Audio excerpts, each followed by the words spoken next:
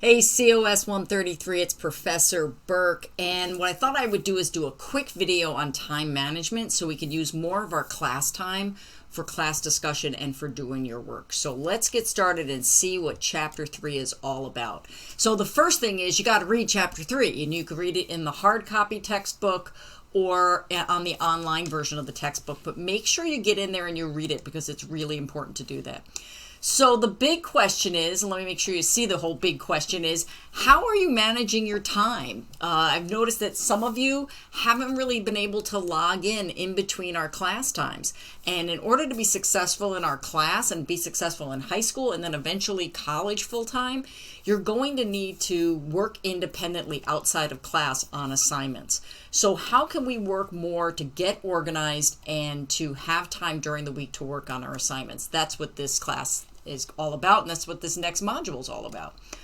So a big fancy word that all of us have an issue with is procrastination, and the definition that I'm using is the act of putting something off.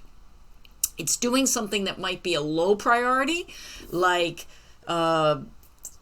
looking at your phone, social media, playing games, instead of doing something that might be a higher priority. That could be chores, it could be schoolwork. It's sort of like avoiding the inevitable. And we all do it, even I do it, but a lot of times it can be at the cost of getting lower grades in school, not getting an assignment done, increasing your stress because you've waited to the last minute. So we're going to work on how to talk about ways to combat procrastination. So we're going to discuss this in class as a group. What are some ways that you can do to reduce procrastinating or being distracted? But some ways that I want to go over with you quickly are to keep your studying bite-sized, meaning breaking things up. That's what we're going to be working on so much in our course, is breaking things up into manageable chunks.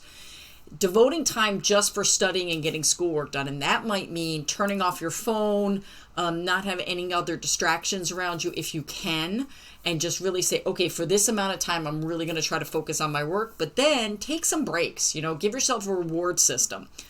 If you get a certain amount done, go hang out, play on your phone, talk to friends, do what you need to do. We're going to be talking a little bit more about study spaces a little bit later in the presentation, but making sure you find a space that could be as distraction-free as possible is really important. And using checklists. So I send you email reminders usually at least twice a week. So use that as a checklist. Okay, have I done this? Have I done that? Get yourself into some really good, productive, healthy routines. And the last one is creating an association with a current habit. Well, what does that mean? That could mean like in the morning, I get up, I make my breakfast. One thing I do, because I always do that, is check my to-do list. So doing it when I sit down and eat my breakfast, after I finish my breakfast, I automatically create my to-do list for the day. So again, maybe pairing something that you do with a new habit that you want to create often reinforces the new habit. So 3 steps to good time management. Identify your time management style. There's an assessment in the textbook, the electronic version especially. It takes you to a link and you can do an assessment on whether you're an early bird, a pressure cooker. Maybe you like to wait till the last minute to get some things done. Maybe your style is more in between. So identifying what your style is and then creating a schedule that's going to take your natural sort of style into consideration, but also help you create a plan so that you can get stuff done on time. And then also the 3rd step is really getting better at prioritizing. What do I need to work on first? And trying to see that through to the end. That's how you can be successful with time management, absolutely.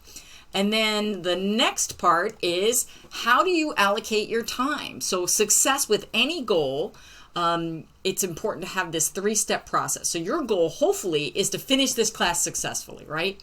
So you want to identify your long-term, midterm, and short-term goals. You've just done this with the goals project, right? And then you want to set priorities around those goals. So if it's to get at least a B in this class, you want to say, okay, I want to get my work done, and I want to get my work done ahead of time so I don't lose points for it being late or inevitably not be able to hand it in and get a 0 because it's so late, right? So making sure that you set your priorities and then managing your time according to those priorities. Can you pick certain days of the week that you are going to log into our course and try to get coursework done and make that a habit? Let's see if you could do that.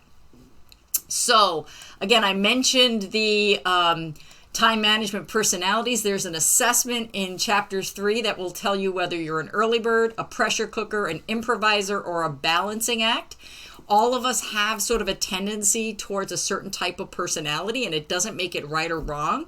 But also trying to work within what your natural tendency might be is really important. So if you tend to like to do things at the last minute because you like that adrenaline rush, okay, but there's some assignments, especially in this class, that you can't wait till the last minute or it's not going to be done effectively. So can you make up deadlines for yourself, saying I need to get this done by this date and that done by that date so that you're really well ahead of the real deadline date?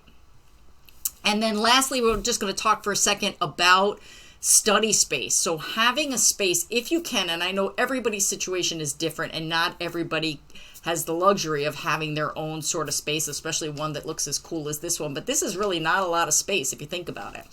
But you want to try to find a spot either at your home, at a local library maybe, or someplace that you could walk to or get to that you could go and study, or even at your school. Is there a place you can go to get your schoolwork done?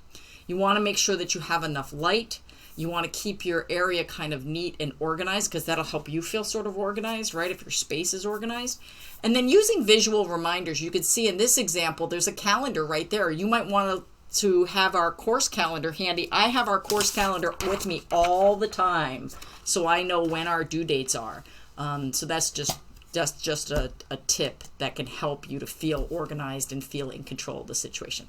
So hopefully these tips help you. Let me know how you're doing. We'll talk about it in class, but I at least wanted to have you have a chance to see what I was thinking about time management and study space.